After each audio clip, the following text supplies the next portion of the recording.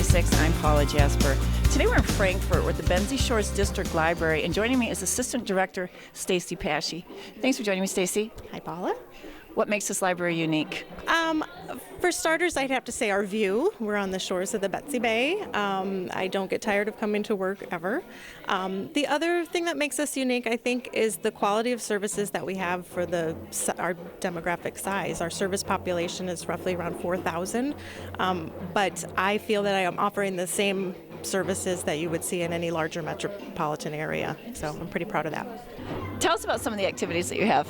Well, as we have Fun Fridays, which we're experiencing right now. We have a little something for everybody on Fridays. We have our Coloring for Grown-Ups, which is going on behind us, and that's exactly what the title is. It is grown-ups coloring, and it's a way for them to de-stress. And then at the same time, we have kinder music happening right now as part of our Fun Fridays for preschoolers.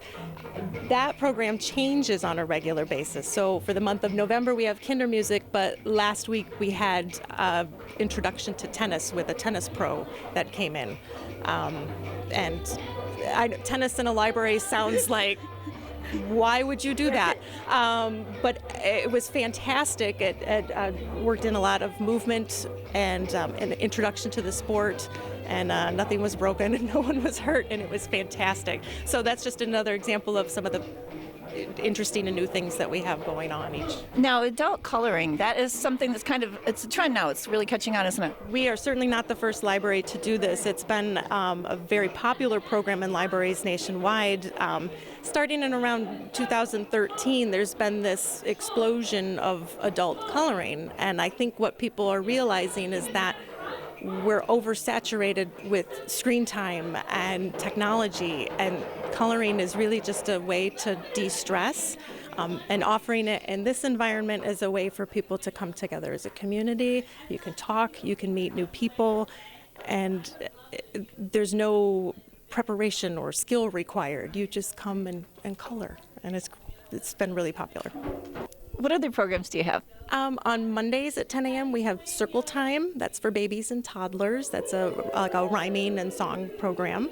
And then in addition to that, on Mondays and Wednesdays after school, we have after school programming. We have tutors available for homework help. We usually have a craft. It's just a nice place to be where the kids can come, get their homework done, and spend some time hanging out with their friends.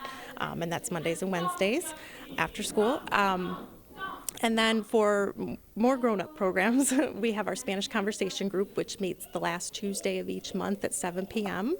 And then we also have a book share group that meets the third Wednesday of each month at 9 a.m. here at the library before we open.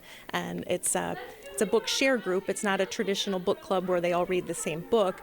They come and they talk about a book that they've recently read and liked. So it's a great way to learn about a book that you may not have heard of otherwise. So, and then on Tuesdays we have what's called Tech Tuesdays, and that's one-on-one training for anybody wanting to start to use our ebook service, Overdrive, so they can bring their device or their computer in and get hands-on help and getting started with that service.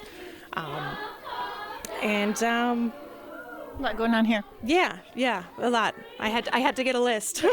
Now, do people need to sign up for these activities? Absolutely not. All library programs are free. They're open to everyone. No registration required, and all of our programs are sponsored by our friends of the Benzie Shores District Library, which are our organization that really, without them, we wouldn't be able to have any of these programs. So we're very thankful for them.